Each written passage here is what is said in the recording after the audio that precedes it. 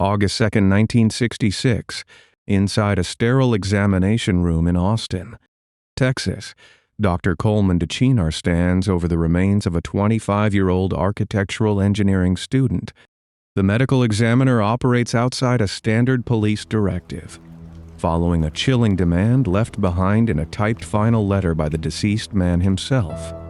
Dr. DeChinar reflects the harsh fluorescent lights as he inspects the tissue of the brain, utilizing a scalpel to separate the complex neurological pathways. Deep inside the cranial cavity, pressing with relentless force against the hypothalamus and the amygdala, he makes a terrifying discovery. A massive pecan-sized glioblastoma tumor sits lodged in the exact center of the human brain responsible for regulating intense emotion and baseline aggression. This single medical observation shatters the accepted narrative of the preceding 24 hours, introducing a terrifying biological reality that forever complicates the tragedy that had just paralyzed the University of Texas.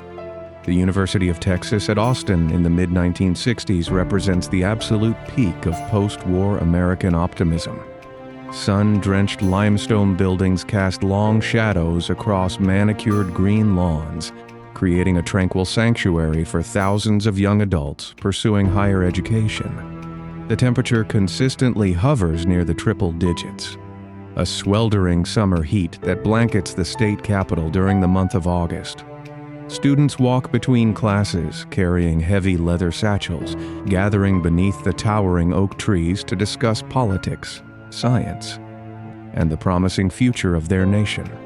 The crown jewel of this sprawling academic campus is the main building, a massive structure featuring an open-air observation deck perched 28 stories above the bustling courtyards. Standing at a staggering height of 307 feet, the tower features a massive four-sided clock and offers sweeping, unobstructed views of the entire capital city stretching out toward the Texas Hill Country.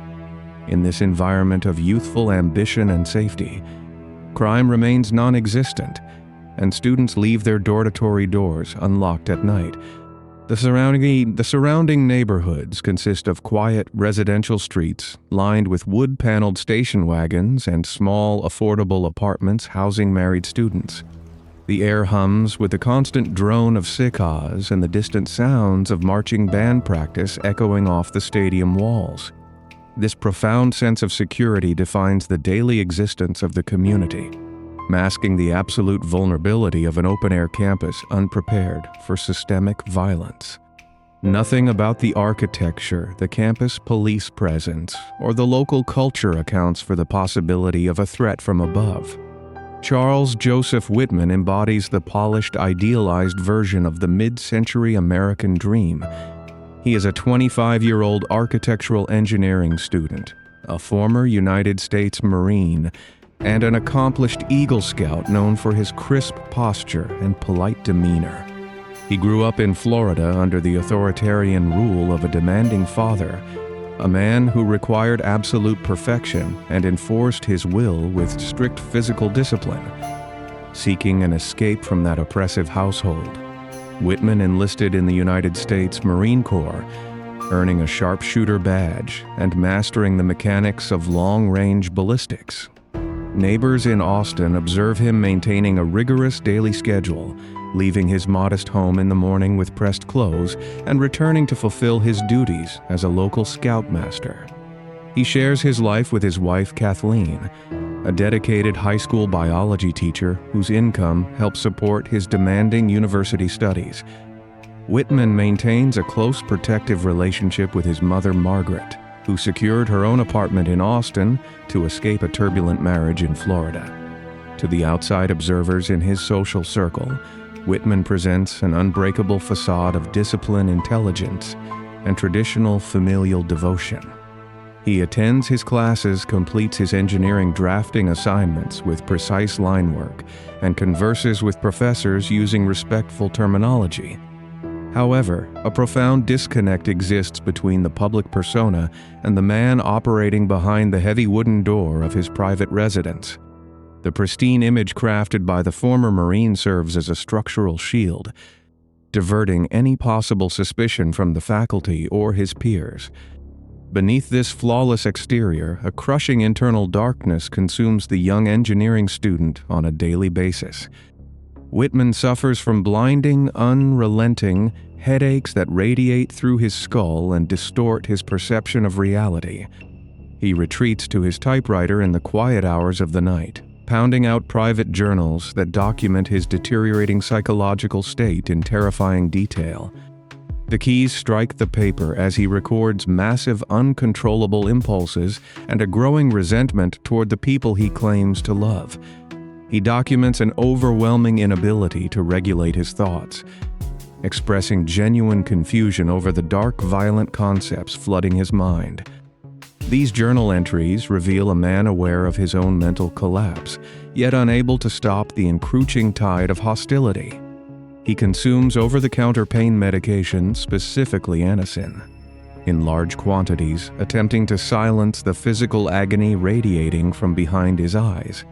He notes his visits to the University Health Center for various ailments, leaving a documented paper trail of his physical decline. The contrast between the diligent scoutmaster tying knots for neighborhood children and the tormented man hunched over a typewriter creates a horrifying duality. He wages a silent, desperate war against his own biology within the confines of his quiet Austin apartment.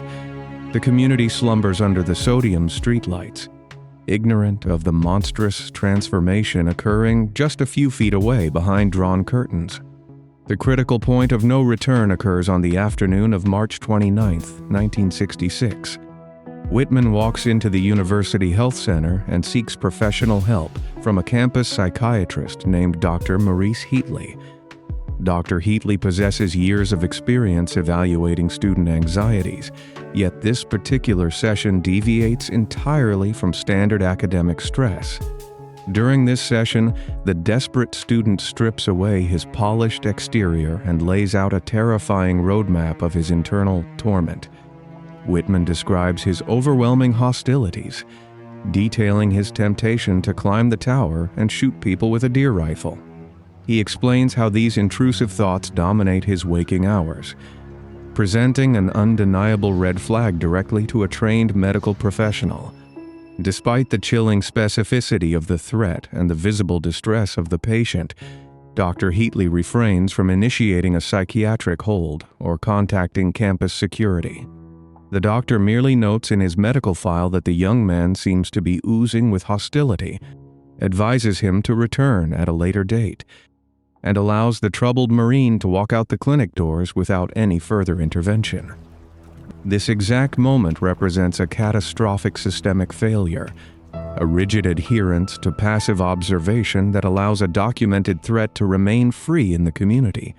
The strict protocols of the era lack a mandate for involuntary commitment regarding verbalized fantasies, creating a fatal legal loophole. The opportunity to dismantle the impending tragedy evaporates the moment Whitman steps back out into the bright Texas sunlight. The untreated psychological rot finalizes its hold over the student's mind on the evening of July 31, 1966. Whitman sits alone at his desk, rolls a fresh sheet of paper into his typewriter, and composes a haunting final message to the world. He types out a clear admission that he does not understand what is happening to his mind, stating a demand that a thorough autopsy be performed on his brain after his death. Shortly after midnight on August 1st, he places the letter on his desk, gathers his keys, and walks out into the oppressive summer heat. He drives across the quiet city streets to the apartment complex where his mother, Margaret, lives alone. Margaret Whitman had moved to Austin to take a job at a local cafeteria, securing her independence and creating a safe haven for herself. The physical geography of the city sits in total darkness, the distance between the two residences marked only by the hum of his vehicle's engine and the glowing traffic signals. Whitman unlocks the heavy door to her apartment, stepping onto the carpeted floor and proceeding into the bedroom where she rests. In a secluded act of fatal violence, he strikes, ensuring she never wakes up to face the embarrassment he believes his impending actions will cause. He leaves a handwritten note beside her body, expressing his deep love for her and attempting to justify the grim deed as an act of mercy. He locks the apartment door behind him, sealing the horrific scene in absolute silence before returning to his vehicle. The former Marine drives back to his own residence in the early morning hours. The sky still pitch black over the sleeping university campus. He enters the house, walking past the quiet living room and moving toward the bedroom where his wife, Kathleen, slumbers in their shared bed. Kathleen sleeps soundly, exhausted from her long hours teaching high school biology and managing the household finances. The devastating transition from a disturbed student to an active, calculated predator reaches its absolute completion in this small, quiet room. Whitman strikes his wife while she sleeps, stealing the future of the dedicated teacher who had supported his dreams and loved him unconditionally. He arranges the blankets over her, treating the grim scene with an eerie sense of order before walking back out to the living area. He returns to his typewriter and adds a postscript to the letter he began earlier that evening, noting the exact time and the grim actions he has just completed. In this same document, he states a demand that any money remaining in his estate be donated to a mental health foundation. He writes that he hopes the funds will help prevent others from enduring the absolute torment he suffered inside his own mind. These two isolated, irreversible acts of violence within domestic spaces sever Whitman's final connections to human empathy. The calculated attacks against his family members serve as the ultimate preparatory steps for the public terror to come. As the sun begins to rise over the limestone buildings of the University of Texas, the architect of a nightmare stands untethered from the bounds of society. The sun rises over Austin on the morning of August 1st, 1966, casting long beams of light across the quiet city streets. Charles Whitman embarks on a methodical series of errands, securing the final components necessary for his unprecedented siege. He walks into a local hardware store and purchases a rented two-wheeled hand truck, maintaining a calm and polite demeanor with the store clerk. He then drives to a sporting goods store, acquiring additional firearms and hundreds of rounds of heavy ammunition. The former Marine meticulously packs these items along with survival supplies consisting of canned food, water, and a portable radio into a heavy wooden footlocker. He dons a pair of pale green nylon coveralls, an outfit designed to mimic the appearance of a standard university maintenance worker. This specific wardrobe choice represents a calculated deception, allowing him to bypass any casual scrutiny from campus personnel. He loads the heavy footlocker onto the rented hand truck and drives his vehicle toward the University of Texas campus. The limestone facade of the main building stands out against the blue Texas sky, anchoring the exact center of the academic grounds. Whitman wheels his massive arsenal through the heavy glass doors of the ground floor, the rubber tires of his hand truck rolling quietly over the polished Terra Argo floors. He steps into the wood-paneled elevator, pressing the button for the 27th floor and initiating the physical ascent into true horror. The elevator doors slide open on the 27th floor, revealing a quiet, narrow corridor lined with locked administrative offices. To reach the open-air observation deck, a visitor must ascend 3 final flights of steep concrete stairs leading to a small reception area on the 28th floor. Whitman wrestles the heavy footlocker up these concrete steps, his heavy boots echoing in the enclosed, unventilated stairwell. At the top of the stairs sits Edna Townsley, a dedicated 51-year-old university employee who manages the observation deck reception desk. Edna spends her days greeting tourists and students, serving as a warm and familiar presence within the imposing tower. The predator steps onto the landing and unleashes a sudden, brutal physical assault, striking the unsuspecting receptionist with the heavy wooden stock of his rifle. Edna meets a devastating and permanent end upon the linoleum floor. her quiet morning violently stolen by the man in the green coveralls. Moments after dragging her out of sight, two families of tourists casually push open the stairwell door from the floor below. Whitman immediately turns his weapon toward the enclosed space, firing a rapid succession of blasts into the confined concrete chute. Several of the visitors suffer fatal wounds, their bodies tumbling down the harsh steps as the echoing gunfire deafens the survivors. The former Marine quickly forces the heavy wooden stairwell door shut and wedges a heavy desk tightly against the metal frame. This single barricade effectively seals the only entrance to the highest vantage point in the city, transforming the observation deck into an impenetrable fortress. The heavy glass door leading to the exterior deck swings open, exposing the sniper to the blistering heat of the midday sun. He steps out onto the narrow concrete walkway that wraps around all four sides of the massive limestone clock tower. Looking down from a height of 307 feet, the sprawling university campus unfolds like an architectural map. Thousands of students walk along the paved pathways below, completely exposed on the open green courtyards and the wide pedestrian drag.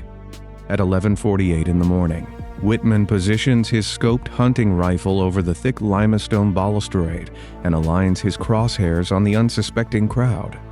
He squeezes the trigger, unleashing a highly accurate, relentless barrage of high-velocity rifle fire across the bustling academic grounds. The deafening cracks of the rifle echo off the surrounding academic buildings, distorting the acoustic origin of the blasts. Down on the ground, students and faculty members pause in confusion, initially mistaking the sharp reports for the sound of nearby construction equipment or snapping wooden planks. The illusion of safety shatters entirely as innocent pedestrians begin collapsing on the hot concrete sidewalks without warning. A pregnant 18-year-old student walking near the university cooperative store falls to the ground, the future of her unborn child stolen by a round fired from the clouds.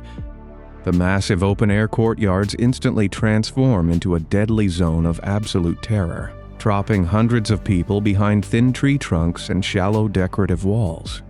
Desperate calls flood the switchboards of the Austin Police Department, throwing the local law enforcement agency into sheer chaos. The patrol officers of 1966 operate without the benefit of specialized tactical units, heavy body armor, or coordinated active shooter protocols. First responders rush toward the university in standard cruisers, armed only with basic service revolvers and lightweight shotguns designed for close-range street patrols. As police cars screech onto the perimeter streets, the officers realize the terrifying spatial disadvantage of their physical location. The sniper sits fortified behind heavy limestone walls nearly 30 stories in the air, creating an extreme vertical distance that renders standard police sidearms completely useless. The short barrels of the police revolvers cannot project rounds high enough to reach the observation deck, leaving the officers pinned behind their patrol vehicles. Any attempt to cross the open lawns results in a rain of deadly precise rifle fire from above, halting the official law enforcement response in its tracks.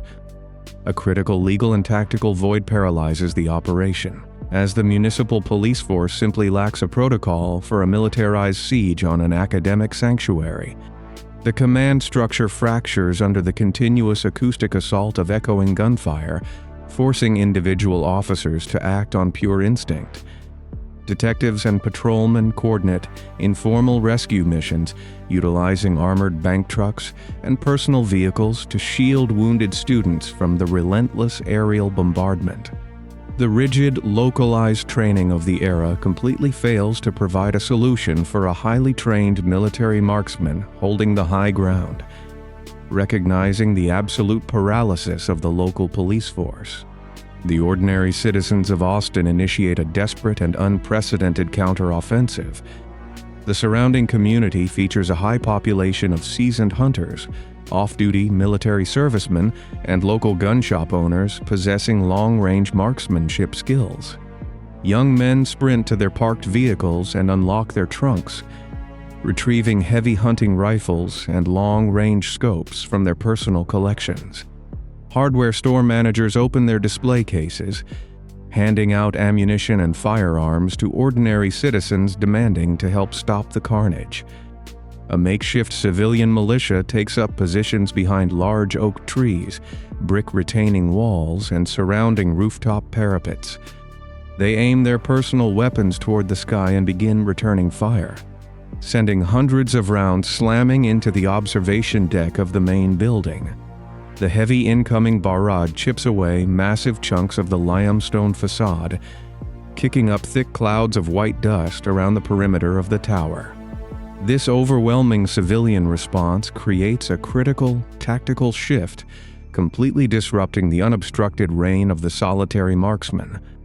The relentless incoming fire forces Whitman to abandon his commanding stance at the open railing and retreat to a defensive crouch.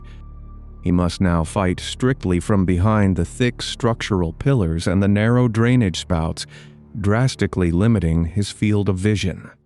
The extraordinary intervention of these armed citizens provides the crucial suppressive cover needed for a small group of officers to attempt a daring, coordinated ascent inside the Dark Tower. The chronological end of the unprecedented terror begins deep within the dark, suffocating interior of the main building stairwell. Austin police officers Ramiro Martinez and Houston McCoy, accompanied by deputized civilian Alan Crum, meticulously navigate the narrow concrete steps leading to the 28th floor. They bypass the heavy wooden desk wedged against the door frame, quietly pushing past the brutalized remnants of the receptionist station. The physical geography of the observation deck dictates a highly dangerous blind approach for the advancing men. A heavy metal door separates the DM interior reception space from the blinding glare of the exterior concrete walkway. This exterior walkway measures only a few feet wide, wrapping continuously around the massive limestone square of the clock tower. Anyone stepping through that metal frame instantly exposes themselves to the exact same perilous vertical drop utilized by the marksman. Officer Martinez grips his standard-issue revolver, leading the small team out into the oppressive, sweltering heat of the Texas afternoon. They press their backs against the rough limestone walls, inching carefully along the south and west walkways. Thick clouds of white dust hang in the air, kicked up by the relentless barrage of incoming civilian rifle fire striking the exterior columns. The deafening roar of the ongoing siege masks, the sound of their heavy boots stepping over the scattered brass casings left behind by the shooter. At exactly 1:24 in the afternoon, Officer Martinez reaches the northwest corner of the observation deck and peers around the heavy stone pillar. He spots the sniper positioned at the far end of the narrow walkway, dressed in the deceptive green coveralls and hunched over his high-powered rifle. The former Marine remains completely focused on the sprawling academic campus below, completely unaware of the armed officers creeping up directly behind him. Martinez rounds the corner and immediately discharges his service revolver, sending several heavy lead rounds toward the fortified position. The initial shots strike the target but fail to neutralize the immediate threat, prompting the marksman to abruptly swing his weapon toward the advancing police officer. Before the sniper can acquire a target, Officer Houston McCoy steps out from behind Martinez and raises his pump-action shotgun. McCoy discharges 2 deafening blasts at close range, delivering a devastating impact that drops the shooter onto the hot concrete deck. Martinez immediately rushes forward, seizing the shotgun from his partner's hands. He pumps the action and fires one final round into the motionless figure, ensuring the permanent end of the 96-minute aerial assault. The heavy, suffocating silence that follows shatters the rhythmic, acoustic terror that had paralyzed the city. The physical threat lies permanently neutralized on the ground, surrounded by a staggering stockpile of military-grade firearms, hundreds of spent shell casings, and untouched survival rations. The officers wave a white flag over the limestone balabript, signaling to the terrified citizens below that the incomprehensible siege is finally over. The architect of the nightmare, a man who had successfully hidden in plain sight as a seemingly perfect student, meets a permanent and grim conclusion upon the sun-baked stone. In the devastating and quiet aftermath, the true scale of the unprecedented tragedy emerges from the cordoned academic grounds.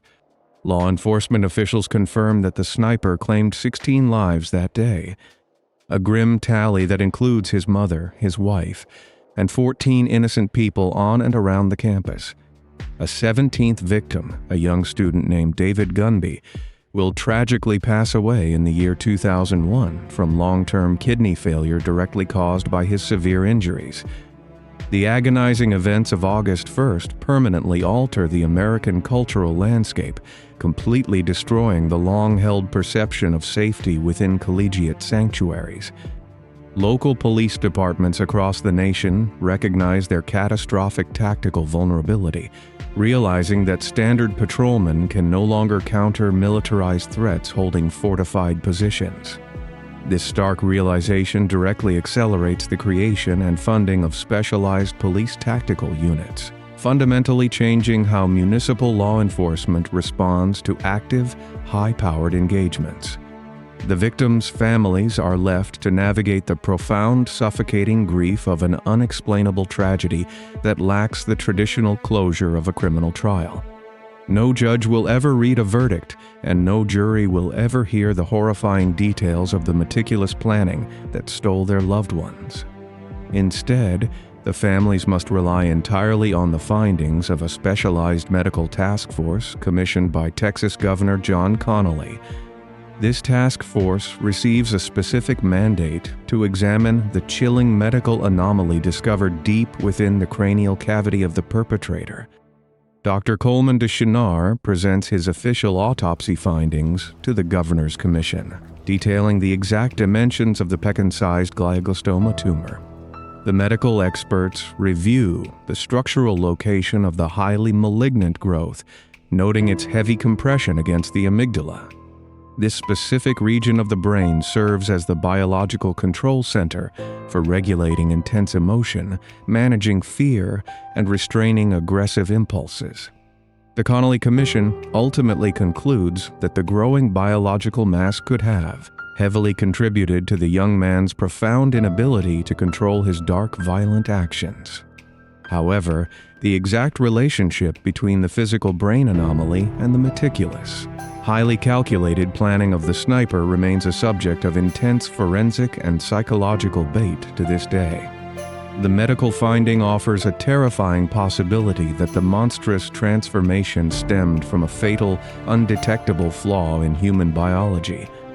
It suggests a horrific reality where the predator himself recognized his own mental decay, begging the medical community to uncover the physical cause of his madness in his haunting final letter. Despite this biological revelation, the profound damage inflicted upon the community stands as an irreversible, permanent scar on the history of the state. The towering limestone structure still casts its long shadow over the campus, serving as a silent monument to the innocent lives stolen from the sun-drenched courtyards. Ultimately, the chilling doctor's report cements the Texas Tower case as a devastating milestone in true crime history. It remains a terrifying intersection of neurology, untreated mental health failures, and the absolute destruction wrought by a solitary predator holding the high ground.